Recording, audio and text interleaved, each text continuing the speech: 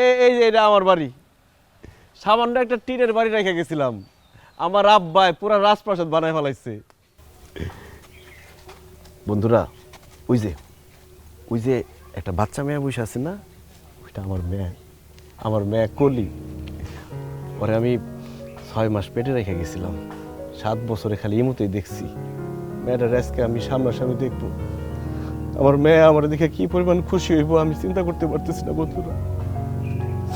আমার অনেক খুশি লাগতেছে, আমার কান্দন আসতেছে, কিন্তু এটা কোনো কষ্টের কান্দন না, এটা আমার খুশির কান্দন। চলেন সরাসরি ওর লগে কথা কই, আসেন।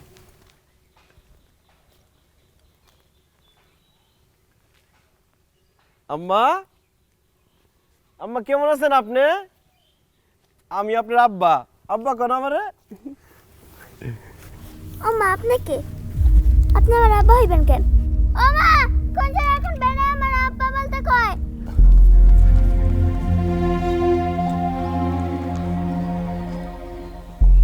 বন্ধুরা কিছু মনে করেন না, মানে হয়েছে কি, আমার তো সামনাসামনি দেখে নাই, খালি ইমোতেই দেখছে। হঠাৎ করে দেখে চিনতে পারে নাই, ভয় পেয়ে গেছে। আচ্ছা ঠিক আছে, আমি এখন রাখি, আবার পরে জানাবো। ঠিক আছে, আমি রাখি।